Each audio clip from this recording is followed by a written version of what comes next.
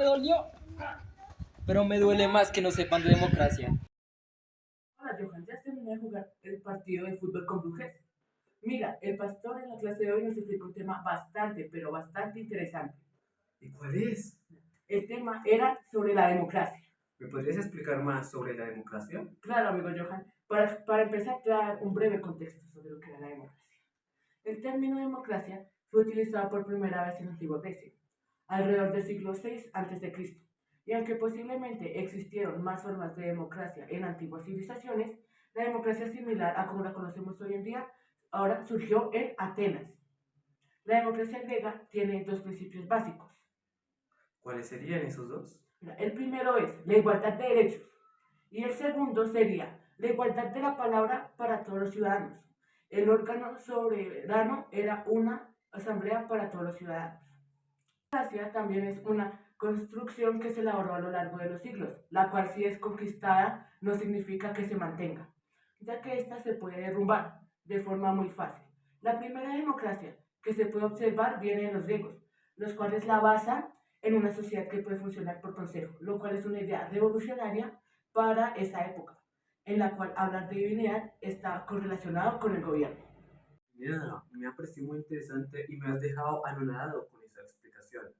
Pero yo te quiero comentar que en clase nosotros también vimos un poco sobre la democracia. Ah, sí, en serio, ¿qué viste? Cuéntame un poco.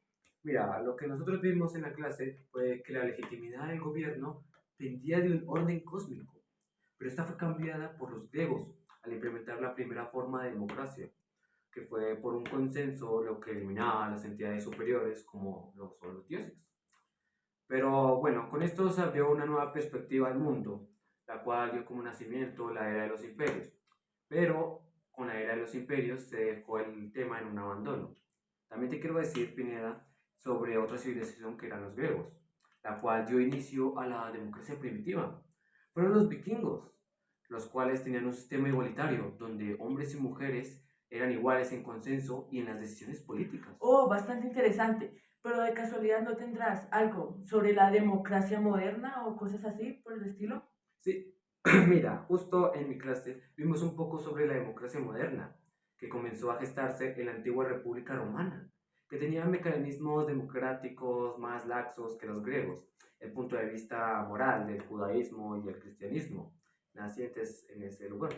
Además, ayudaron a construir un sentido de igualdad que nunca antes había existido en el mundo antiguo, que fue gobernado desde sus inicios por la aristocracia.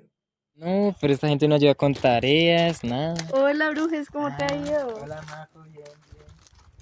Oye, fíjate que vengo de jugar un partido ahí con Johan Tranqui y me dijo que estaba con Pinea hablando de democracia y tal. Sí, justamente el pastor nos dejó un trabajo sobre eso. Quisiera saber un poco más sobre el tema.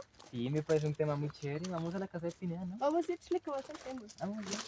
Como te decía, la idea de la democracia vuelve cuando empieza la caída de las águilas, el cual sucede después de la Primera Guerra Mundial, donde todas las grandes dinastías van a llegar a su fin.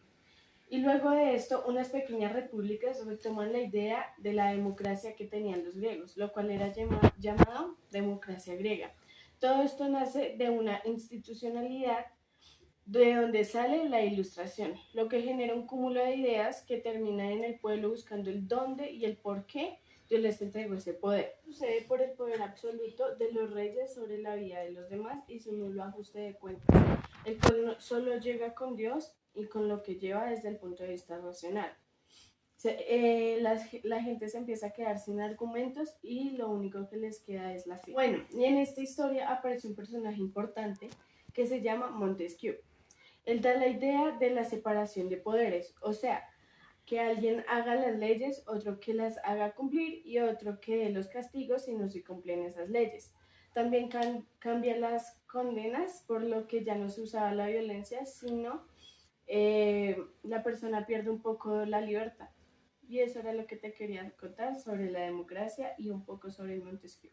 Pues mira que lo que nos dijo Pineda y lo que me acabas de decir tú me parece bastante curioso porque se podría decir que es como un resumen de gran parte de lo que es la historia humana. O sea, eso viene más o menos, si no estoy mal, desde el siglo VII antes de Cristo y viene ya prácticamente hasta nuestros tiempos. pero eso no sale, por decirlo así, la nada, sino que viene de los griegos y de cómo estos, por decirlo así, lograron salvar su civilización o su forma de pensar a lo largo del tiempo, por escritos, relatos, o pues bueno, la propia naturaleza se podría decir que incluso intentó salvar a los griegos, ¿no? Con las barreras naturales. Eso es bastante curioso.